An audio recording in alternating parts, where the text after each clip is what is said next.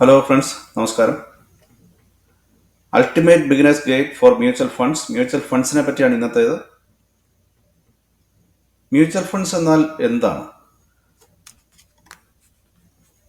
പല ഇൻവെസ്റ്റേഴ്സിൽ നിന്നുള്ള പണം പൂൾ ചെയ്തിട്ട് ഒരു ഫണ്ടിലേക്ക് ചേർക്കുക. ആ ഫണ്ട് പ്രൊഫഷണൽ ആയിട്ടുള്ള കാര്യങ്ങൾ അറിയാവുന്ന, മാനേജ് ചെയ്യാനുള്ള കപ്പാസിറ്റി ഉള്ള ഒരു ഫണ്ട് മാനേജർ ആ ഫണ്ട് മാനേജ് ചെയ്യുന്ന ഒരു രീതിയാണ് മ്യൂച്വൽ ഫണ്ട്സിൻ്റെത്. പല മേഖലകളിൽ ഫണ്ടുകളുണ്ട്. മ്യൂച്വൽ ഫണ്ടുകളുണ്ട്, സ്റ്റോക്കിലുണ്ട്, ബോൺസിലുണ്ട്, ഹൈബ്രിഡ് ആയിട്ടുള്ള അസറ്റുകളുണ്ട്. ഇതിന്റെ പ്രവർത്തന രീതി എങ്ങനെയാണ്? ഇൻവെസ്റ്റേഴ്സിന്റെ പണം ആ ഒരു ഫണ്ടിലേക്ക് വരികയാണ് ചെയ്യുന്നത്, ആ ഒരു പൂളിലേക്ക് വരികയാണ് ചെയ്യുന്നത്. അതിന് പകരം, ആ പണത്തിന് പകരമായിട്ട് അവർക്ക് കിട്ടുന്നത് യൂണിറ്റുകളാണ്. ആ മ്യൂച്വൽ ഫണ്ട്സിലെ യൂണിറ്റുകൾ, ഒരു നിശ്ചിത അളവിലുള്ള യൂണിറ്റുകൾ അവർക്ക് അലോട്ട് ചെയ്ത് കിട്ടും. ആ ഫണ്ട് പെർഫോം ചെയ്യുന്നതനുസരിച്ച് ആ യൂണിറ്റ്സിന്റെ വില വ്യത്യാസപ്പെടും. പല രീതിയിലുള്ള അസറ്റുകളിൽ ഈ മ്യൂച്വൽ ഫണ്ടുകൾ പ്രവർത്തിക്കുന്നുണ്ട്.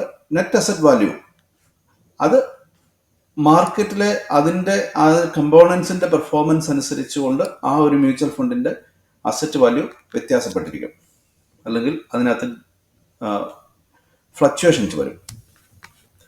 മ്യൂച്വൽ ഫണ്ട്സിൽ ചെയ്യുന്നതിന്റെ ബെനിഫിറ്റ്സ് എന്താണ്? ഒന്ന്, ഡൈവേഴ്സിഫിക്കേഷൻ ആണ് ഏറ്റവും ആദ്യത്തേത്. കാരണം ഒരു മ്യൂച്വൽ ഫണ്ട് എന്ന് പറയുമ്പോൾ അതിനകത്ത് പല സ്റ്റോക്കുകൾ ഉണ്ടാവും. ആ റിസ്ക് എല്ലാ ഇതിലേക്കും ഒരു വെയിറ്റേജ് അനുസരിച്ച് ഡിസ്ട്രിബ്യൂട്ട് ചെയ്ത് പോകുന്ന രീതിയാണുള്ളത്. മറ്റൊന്ന്, ഇതിന് പ്രൊഫഷണൽ ആയിട്ടുള്ള ഒരു മാനേജ്മെന്റ് ഉണ്ടാവും. സാധാരണ ആൾക്കാർക്ക്, ഒരുപാട് ഇതിൽ എക്സ്പെർട്ട് ആവാൻ ഉദ്ദേശിക്കാത്ത ആൾക്കാർക്ക് മ്യൂച്വൽ ഫണ്ടിൽ ചെയ്യുന്നതായിരിക്കും സൗകര്യം. കാരണം അവർക്ക് അറിവുള്ള ഒരു മാനേജറെ ആണ് ഈ ഫണ്ട് മാനേജ് ചെയ്യുന്നത്. മറ്റൊരു പ്രത്യേകത, വളരെ കുറഞ്ഞ എമൗണ്ടുകൾ മുതൽ ഉപയോഗിച്ചുകൊണ്ട് തന്നെ ഇതിലേക്ക് കടന്നു വരാൻ പറ്റും. 500 രൂപ അല്ലെ 1000 രൂപ മുതൽ ഉള്ള മന്ത്ലി SIP പോലെയുള്ള സ്കീമിൽ ഡെപ്പോസിറ്റ് ചെയ്തുകൊണ്ട് മ്യൂച്വൽ ഫണ്ട്സിലേക്ക് കടന്നു വരാം. പിന്നീട് ഇൻകം വർദ്ധിക്കുന്നതനുസരിച്ച് വേണമെങ്കിൽ അടുത്ത മറ്റൊരു ഫണ്ട് തുടങ്ങുകയോ ഒക്കെ ചെയ്യാം. അങ്ങനെ പല രീതിയിലുള്ള ഒരു അഫോർഡബിലിറ്റി ഇതിനുണ്ട്. പിന്നെ റിസ്ക് എടുക്കാൻ കഴിയുന്ന, ആ ഒരു റിസ്ക് എടുക്കുവാനുള്ള ഒരാളുടെ കപ്പാസിറ്റി അല്ലെങ്കിൽ താല്പര്യം അനുസരിച്ച് റിസ്ക് കൂടിയ ഫണ്ടുകളിൽ ഇൻവെസ്റ്റ് ചെയ്യാം, റിസ്ക് കുറഞ്ഞ ഫണ്ടുകളും അവൈലബിൾ ആണ്. ഇക്വിറ്റി ഫണ്ട്സ് ആണ് ടൈപ്സ് ഓഫ് മ്യൂച്വൽ ഫണ്ട്സിൽ ആദ്യം നമ്മൾ പരിചയപ്പെടുന്നത്. ഇക്വിറ്റി ഫണ്ട്സ് ആണ്. ഇക്വിറ്റി മീൻസ് സ്റ്റോക്ക് ഇൻവെസ്റ്റ് ചെയ്യുന്നതാണ് ഇക്വിറ്റി. സ്റ്റോക്കുകളെയാണ് ഇക്വിറ്റി എന്ന് പറയാറുള്ളത്. അവിടെ ക്യാപിറ്റൽ അപ്രീസിയേഷൻ ആണ് അവിടുത്തെ ആദ്യത്തെ ഒരു പ്രയോറിറ്റി. ഇത് ഹൈ റിസ്ക് ആണ്. കാരണം സ്റ്റോക്ക് ആയതുകൊണ്ട് ഒരു ഹൈ റിസ്ക് അതിനകത്ത് എപ്പോഴും ഉണ്ടാവാം. പക്ഷെ അതുപോലെ തന്നെ വളരെ വലിയ രീതിയിലുള്ള റിട്ടേൺസ് കിട്ടാനുള്ള സാധ്യതകളും ഇതിനകത്തുണ്ട്. ലാർജ് ക്യാപ്പിൽ ഉള്ള മ്യൂച്വൽ ഫണ്ടുകളുണ്ട്, മിഡ് ക്യാപ്പ് മ്യൂച്വൽ ഫണ്ടുണ്ട്, സ്മോൾ ക്യാപ്പിൽ സ്പെഷ്യലൈസ് ചെയ്യുന്ന ഫണ്ടുകളുണ്ട്. തിമാറ്റിക് ഫണ്ട്സ് എന്ന് പറയുമ്പോൾ ഏതെങ്കിലും ഒരു തീം അടിസ്ഥാനമാക്കി, ഫോർ എക്സാമ്പിൾ ഇലക്ട്രിക് വെഹിക്കിൾ, അങ്ങനെയൊക്കെയുള്ള എന്തെങ്കിലും ഒരു തീമിനെ ബേസ് ചെയ്തുകൊണ്ടുള്ള ഫണ്ടുകളാണ്. റിസ്ക് കുറഞ്ഞ മറ്റൊരു സ്കീമാണ് മ്യൂച്വൽ ഫണ്ടാണ് ഡെറ്റ് ഫണ്ട്. ഡെറ്റ് ഫണ്ട് എന്ന് പറയുമ്പോൾ ഫിക്സഡ് ഇൻകം ആയിട്ടുള്ള സ്കീമുകളിലാണ് ഇവിടുത്തെ ഇൻവെസ്റ്റ്മെന്റ് നടക്കുക. ബോണ്ടുകൾ ആണ് ഒരു എക്സാമ്പിൾ ആയിട്ടുള്ളത്. ഇവിടെ റിസ്ക് കുറവാണ്, പക്ഷേ റിട്ടേൺസും ഒരുപാട് വലിയ റിട്ടേൺസ് ഇവിടെ പ്രതീക്ഷിക്കാൻ കഴിയുകയില്ല. പക്ഷെ ഒരു ന്യായമായ രീതിയിൽ ആ ബോണ്ടിന്റെ പെർഫോമൻസ് അനുസരിച്ചുള്ള ഒരു റിട്ടേൺസ് ആണ് ഈ ഒരു ഡെറ്റ് ഫണ്ടിന്റെ മേഖലയിൽ കിട്ടുക.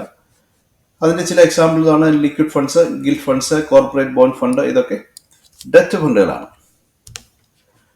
മൂന്നാമത്തെ ഒരു കാറ്റഗറി ഫണ്ട്സ് ഹൈബ്രിഡ് ആണ്. ഇവിടെ ഇക്വിറ്റിയിലും ഡെറ്റിലും, അതായത് ബോണ്ടുകളിലും ഒക്കെ ഒരു പ്രൊപ്പോർഷനേറ്റ് ആയിട്ടുള്ള പിന്നെ ഇൻവോൾവ്മെന്റ് ഉണ്ട്, അല്ലെങ്കിൽ എക്സ്പോഷർ ഉണ്ട്. ഇതിനൊരു ബാലൻസ്ഡ് അപ്രോച്ച് എന്നാ പറയുക.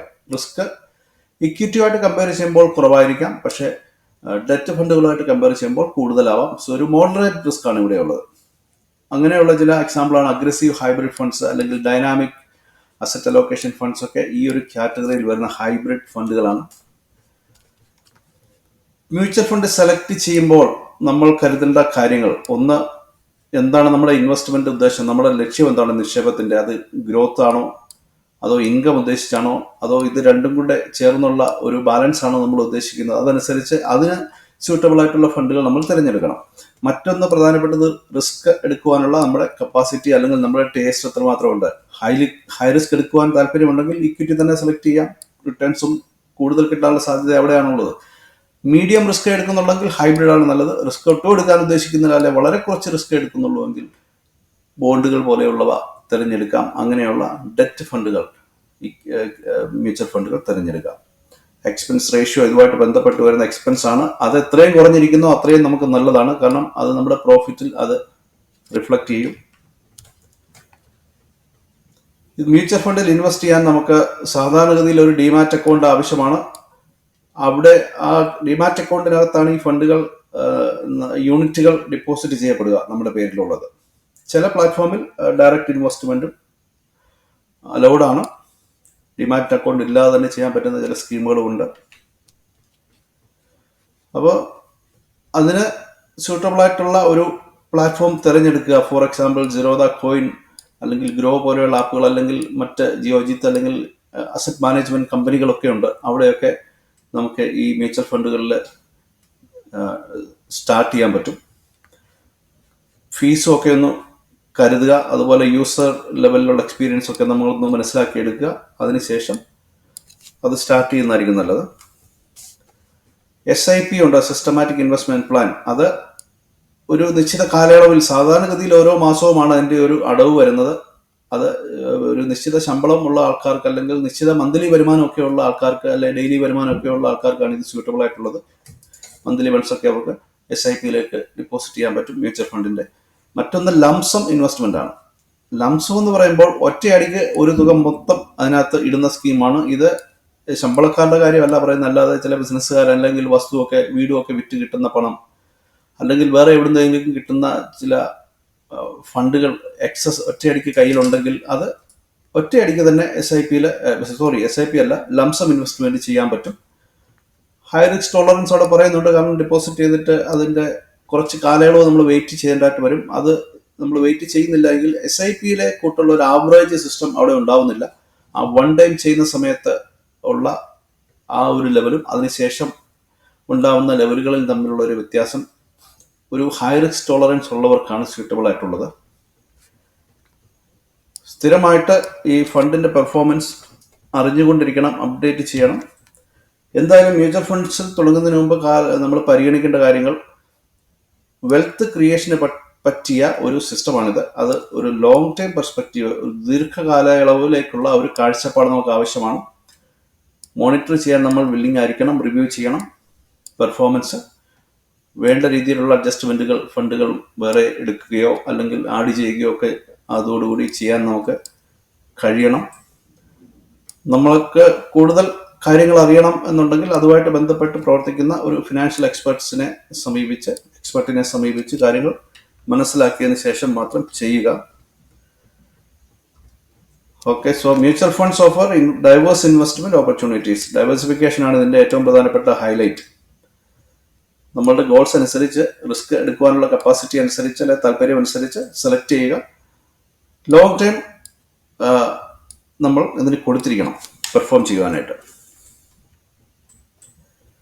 Thank you for watching. Please like, share, comment and subscribe. Happy investing.